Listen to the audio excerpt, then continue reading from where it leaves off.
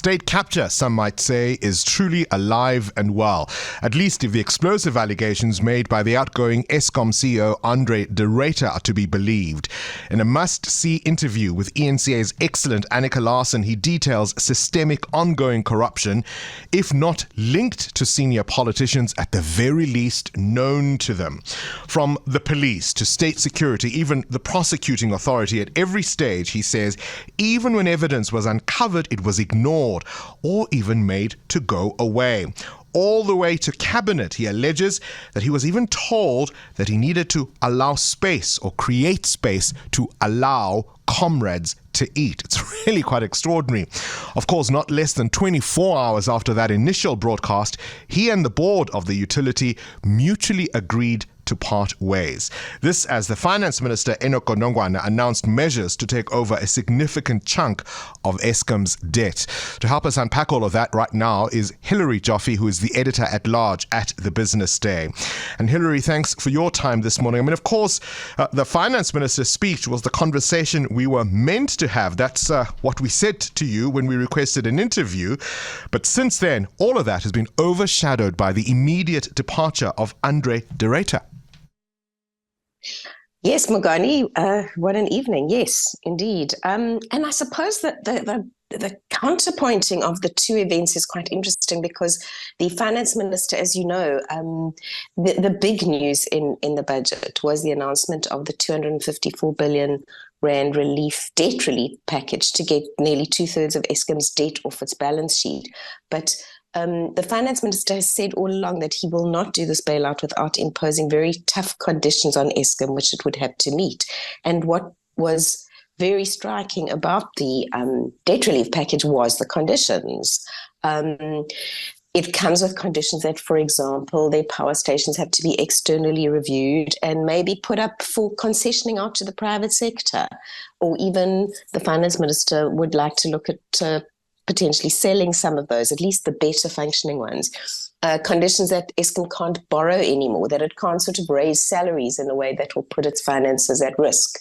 So in a sense, this is the Treasury saying, we are not going to give you any more money because we've basically already given you several hundred billion without you getting your act together and starting to behave. So now, on the one hand, you have this sort of Treasury rescue, but on condition Eskom cleans up its act, both in terms of load shedding and in terms of its own financial management. And on the other hand, you have Eskom's outgoing chief executive really blowing the lid off what I think a lot of us suspected all along, that endemic corruption where criminal mafia syndicates are somehow linked to political actors in South Africa is undermining the operating performance, not just at Eskom, but at probably quite a lot of the key state-owned enterprises. Transnet is another. Now, I would say that isn't the whole explanation. It is too easy to blame Eskom's failings on crime and corruption. But that is certainly a significant part of the picture. You mentioned, of course, this consortium of experts who are going to review some of the power stations. I mean, will their advice on how to improve them make any difference given that context? And I know you're saying that isn't all there is to it, but given the context that de Ruyter has now outlined in terms of what's happening behind the scenes, will that make any difference?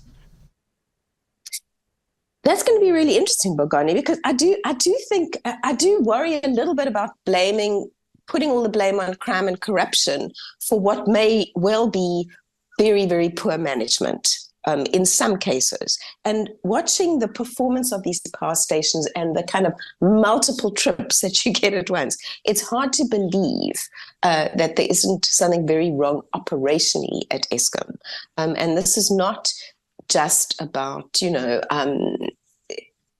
all the kind of external political factors. It's also about the internal factors. And who could blame Eskom's power station managers after these grueling years being sort of told that their power stations are old and useless?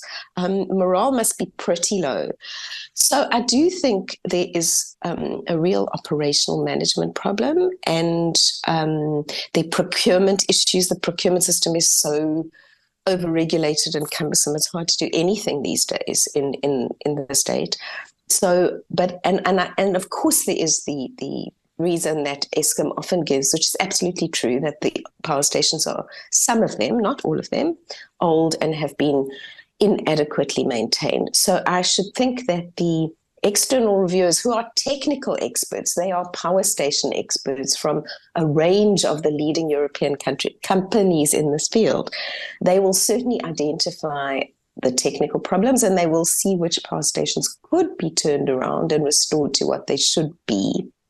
But yes, I shouldn't think these guys are particularly experts in the politics of crime and corruption. So how far that review can go in that respect, we will have to see. And broadly, that is something that needs political will from the very top to combat. That is not something you can do with better management or more money for spares. Well, here we go. Are these good times or bad times? I mean, prepare for grey listing, essentially, is one of the things that came out of Godongwana's speech. We know that the projections for the growth of this economy have been lowered. The immediate future isn't so bright. It's not so promising, is it? That was the funny thing about yesterday's budget. It was actually a pretty decent budget with good fiscal figures, and the government, really on the path to starting to stabilize its debt.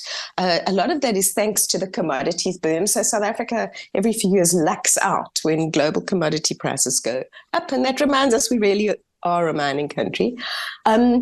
So it's certainly relatively good times from a public finance point of view and testimony to the Treasury's kind of firm hand. But it's pretty terrible times in the economy. And even the Treasury's best case economic scenarios, if load shedding were to end this year, still give us growth, which is hardly enough to create jobs in any meaningful way. So this really is an economy in crisis, if you like. The grey listing, I think, is inevitable pretty much, and maybe it's been a good thing. It has reminded us that our efforts to control crime and corruption are not sufficient, that, as Andre de Ruyter said in that absolutely astonishing interview with ENCA, that the cancer of state capture has got deeply rooted in the body and that it hasn't gone away.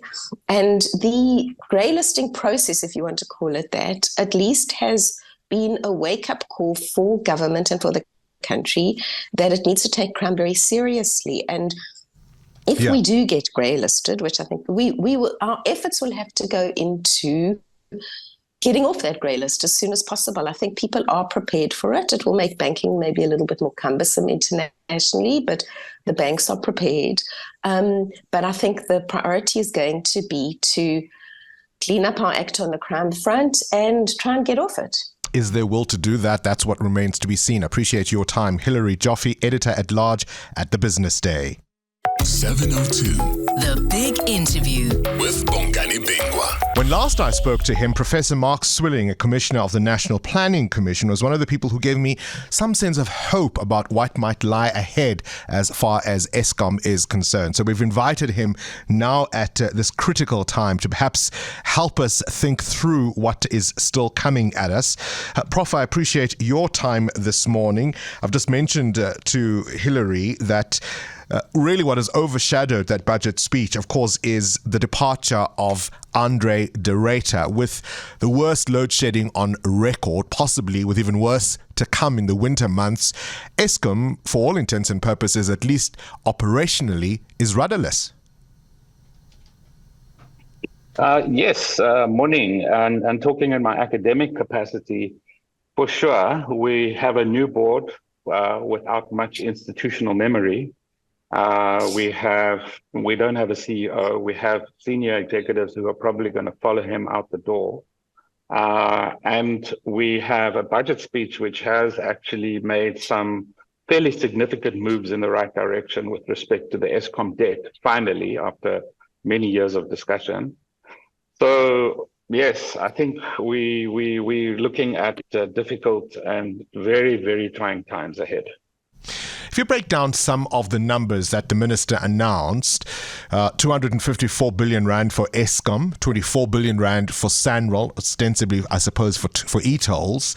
6 billion rand goes to Transnet, 1 billion rand for SAA's historical debt. The post office gets 2.4 billion rand. That's a total of some 287 billion rand or thereabouts, but to fix largely own goals. Yes, that is correct. I mean, we talk about the end of state capture, but in practice, that's not true.